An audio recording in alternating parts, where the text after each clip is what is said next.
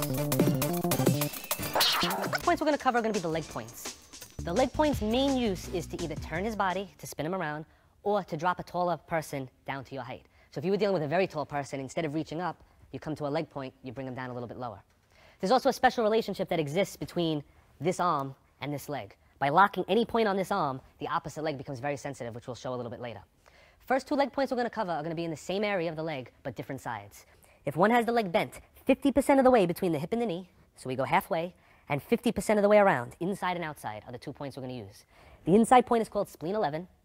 It's between the muscles on the inside. If you feel it on yourself, you'll feel a little hole there. And the outside point, if you stay at attention where your middle finger touches, is called gallbladder 31. Both points will cause a charley horse in the leg, cause the person to drop. Generally, the inside points can be used with the knee or with the ball of the foot or the heel. The outside point must be struck with the knee or the heel. The reason for that is the muscles on the outside of the leg are much stronger, much more dense. If you were to use a roundhouse kick like in kickboxing or a ball of the foot kick, it would probably bounce off somebody who has a conditioned leg. You need more follow through. So a side kicking motion or a knee strike, perfect for the outside. For the inside, you can use the ball of the foot, the heel, or the knee. So we're going to start him in a front stance just so we can see where the point is. We have his knee here, we have his hip here. We're going to go 50% of the way in and move to the inside. And with one finger pressure, we're already getting his body to move. Okay, we're going to show the spleen 11 point, the inside of the thigh. As he grabs, one leg will be in the front of the other. If this leg is in the front, we're going to attack it this way. If the other leg was in the front, we would attack it that way. This way everybody can see we're going to use this leg, and as light as we possibly can, we're going to bump it, and you can see his body reaction. Any more power, he's going to drop to the ground. What you saw is he let go of the technique, and if I held on to his arm as I did it, I would retain control to follow up with another shot. Generally, the inside points are used when the person is in front of you, grasping you, where you're lined up. If a punch was coming in, and we're going to turn it in a minute, we would be using the outside point, the one where the middle finger touches. So if he's punching with his left, and we get to the outside, we can't access the inside, but this one here is going to put him right down. And you can see, even though he's shorter than me now, if he was taller, brings him right down to his knee. Another advantage of that point is for the next 10 minutes or so, he's going to be doing this, which means he's not going to be very effective as far as footwork and moving around. Okay, the next point we're going to be using is on the back of the calf. It's actually 3 points in one. The point names are called bladder 56, 57, 58. If you look at the way his calf is shaped, the 3 points are in a straight line, right at the bend of the knee, dead center, and right where the muscle comes down. The one that we do most of the work with is the one up here. With thumb pressure, we could actually just bring him down. Now, the way we use this point is in combination with the arm points. Very rarely in a self-defense situation are you going to find yourself behind. But if he was facing me and he grabbed and we brought him in close using one of the other points, now I'm behind him enough to put him down on that calf point. So generally when we attack the arm to turn him, either with the right or the left, his body shifts. When you do it harder, the weight comes on, you see the leg buckling, and that allows you to bring him down and follow up this way. The last point on the foot is one that's very important from rear attack. Somebody grabs you from behind this way, or they choke you from behind. One of the main defenses is to stomp. Most styles of karate or self-defense teach you to stomp on the instep. The instep is one of the strongest bones in the body. I don't think it's even possible to break it. So really what you're doing is you're stomping on a very unsensitive surface. Where we aim our stomp is between his pinky and the next toe, just like the one on the hand. Where the foot makes a little turn, you can just press and control him there. So using just, turn a little bit this way, just very light toe pressure, we can pretty much control his body. When we use it, it would be stomping, and he would drop or at the very least let go of what you were doing. This point's also used with footwork. If a punch is coming in, a lot of times we'll step in and tread on the point to follow up with other shots. So if you do a form of martial arts that involves a cross stance or cross stepping, that's a good spot for you to put your foot there. Okay, when we practice again, we use, just like we use our thumb pressure, we use our toe pressure to find the point. Obviously outside he's going to be wearing shoes or boots on, and you're not going to be able to access it in that manner. But by using a stomping motion, whether he has shoes on or not, unless they're steel tipped, you're still going to get the same effect, whether he's grabbing you from behind or from the front. So real situation, stomp. For practice, you don't want to do that to your partner because he's not going to like you anymore, so you use your toe. Or if you're going to use your heel, you place your heel on it and gradually add weight until you get that reaction and you release. Whenever you're working for pressure points, you're looking for a reaction. If I grab his arm and I do this, once I see that reaction, right, I'll do it one more time, I know I did it right. I don't always have to be throwing him to the ground or making his arm go numb. Later on when we cover the head and the body points, it's going to be similar. You'll strike a point and you'll see his eyes blink and he'll stumble a little bit. That means you're on the point. You don't necessarily have to knock everybody out when you practice, because people are not going to want to practice with you if you do that. What you do is you make sure you're on the point, you control. Real situation, you use full power. Excellent method to train on is one of the bob dummies, because you can hit it as much as you want. It's anatomically correct. You learn the proper angle and he won't get mad at you. All right? What we're going to combine now is the arm and the leg, like I explained before. When he grabs with this arm, when you lock either with the eagle claw, like we did before, or we grab one of the points, or we even hit a point, this leg becomes very sensitive. The main way we use to attack it is with our heel coming across. The reason for using the heel is it's harder than the other parts of the foot, and when you have shoes on, the toes tend to wiggle. So the heel is going to cut into the inside point. Now, when I strike this point, like we learned before, his body turns. If I kick that leg without using the arm, his body turns. All right, just keeping these bent a little so I don't hurt them. When you do them together, his body turns and he tends to drop. So whether he was going to punch you, grab you, whatever he was going to do, he's not doing it anymore. And it's a very quick move. I'm not going to do it again with power, but as soon as he's here, you just shoot up and extend out. So now if you were very weak and had no power at all, you're using a weak point of his arm and a pressure point to turn him, a weak point of his leg and a pressure point to turn him, and you're doing it at the same time, which tends to shock his system. He can't be prepared. He may know this is coming, but when he feels this, he can't resist in two places at once. Also, if you notice, this arm is completely free, so as soon as you hit, this is here to finish him right away. So before he finishes moving, your technique should be done. He should be on the ground. The last point that we didn't cover, all right, we're going to roll his pant up again. Between his ankle bone and where his calf muscle comes to an end, halfway between these 2 points, behind the shin bone, you press it and he feels it, but this is not how we use it. We generally use it with a scooping motion. And this is one that's much more effective with shoes on. He grabs, let's just use one so they can see it, whichever foot's in front, you're going to scoop. And it makes his leg do that, which very nicely, we'll do it slow once he moves it, very nicely sets him up for the other side and brings him down to size again. This can also be used in a situation if you brought him down and you've stepped in and you could actually use the heel to kick it out that way to bring him down. Again, when you're using the shoe, the hard edge of the shoe is your striking point. When you're not using the shoe, you want to use the heel area and just let it kick in. It's very little quicker than if his leg is here and you move that way. It's a very fast move. So he's grabbing, he's looking at you, you're watching this arm, you come here, he thinks about that, you go somewhere else. Generally in a fight, person's going to be looking at your eyes, looking at your shoulders, looking at your arms. If you try to throw a nice high kick, it's going to look good, but he's going to see your whole body react. When you throw one of these kicks, your upper body doesn't move at all. So if he's looking at you, he's not going to see it, he's just going to feel it, and you're going to follow up there. So when his mind shifts down there, number one, you're weakening his system, and you're weakening the other points, but number two, you're shifting his focus to his legs, and then you're going to come back up. What we're going to do now is we're going to go back to those first arm points that we used, but this time we have John fitted with special protective forearm guards. Same ones used in competition to protect the bone so you don't get bruises.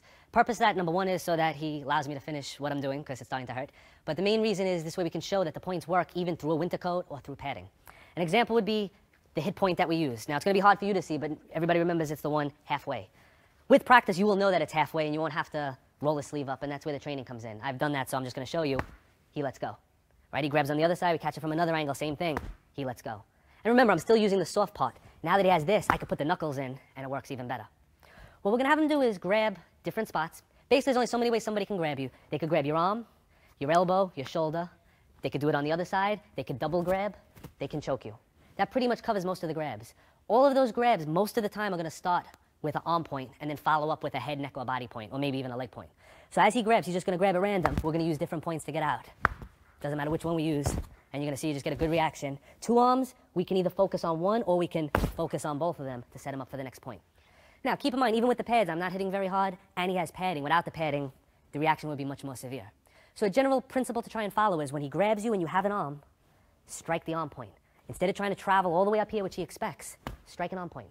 You disrupt his balance, you disrupt his thinking, you set him up for the next shot. If you strike an arm point and then he punches you, you're here to finish him off. You know this punch is coming, so you keep your eyes on that arm. You know when you strike this arm, that this arm is done at least for a few seconds. The only thing that's going to get you is that one.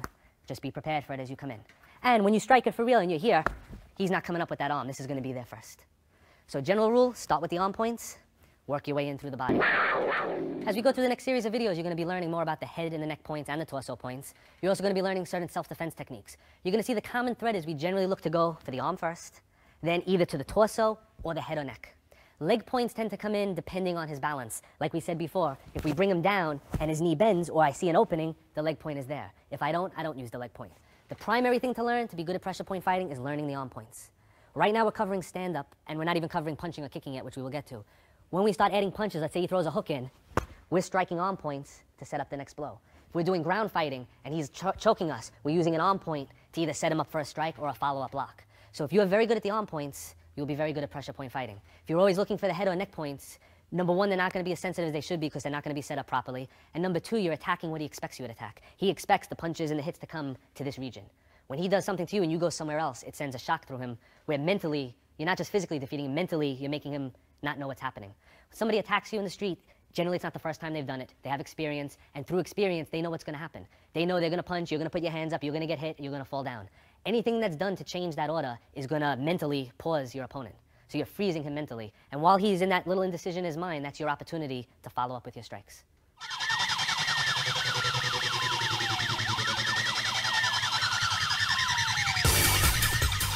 We're going to be demonstrating one of our instant knockout shots. Where we're going to be targeting is the stomach 9 point in the side of the neck. And what we're going to be using is our forearm. The reason for using the forearm is with little training, the swing of the forearm is a very powerful blow, and it doesn't have to be as focused as, let's say, using the edge of the hand or even the fingers or a punching technique. With this motion, this could come after blocking a punch, this could come off of a grabbing. For his safety, we're just going to demonstrate it off him grabbing. This way, we minimize the motion and nobody gets injured. So we're going to have John grab nice and tight. We're going to focus on this point. We're going to use the forearm, stop, and we're going to bring him right down. All right, once we maintain grappling position, both arms are in position to strike him. So rather than bringing him to the ground with a throw, we're actually going to do a knockout technique involving the area around the temple, which are some points that we haven't really covered. We're going to slap. We have the temple, the corner of the eye, and the bridge of the eyebrow, which forms a nice big circle that's just going to get slapped.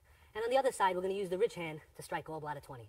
From grappling position, as we're searching for a move, this hand is free to strike here.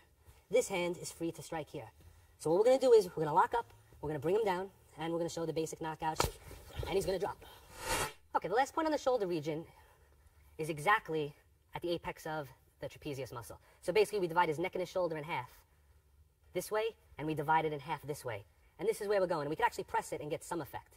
Because this is a big muscle, the muscle actually protects and the point lies underneath it. So generally, we want to strike it inward this way or using our forearm. If he was coming forward, like to shoot to do the takedown, we would actually use our forearms on this point to stop him. Because of the angle, we may not knock him out, but what we'll do is stop his motion, which will allow us to set up something else. What we're going to do is just show this point the effect of it. We're going to have him throw a punch, we're going to block it, and we're just going to put some downward pressure. And the thing to watch for is his legs. Watch where his legs go. So as he comes in, we come down, and we drop him down. Okay, as previously explained, the more pressure points you hit, the more damage that you do. So if he were to grab me in a real situation, I would be using one of the arm points, one of the body points, or one of the leg points before I came to the jaw point. What that would do is it would make it actually weaker. But what I want to actually just show you is how, with no setup at all, this one point becomes very sensitive. So as he grabs, we're just going to come from this position. I'm going to go slow so I don't injure him. We're going to come up in the up and out direction. I'm going to have him bite down real tight so he doesn't hurt his teeth. All right, so I'm going to look straight. He's grabbing. We're not going to use a setup. We're going to come in, and it's going to bring him down. We sit him up. We have a special revival that we use to wake him back up a little. All right.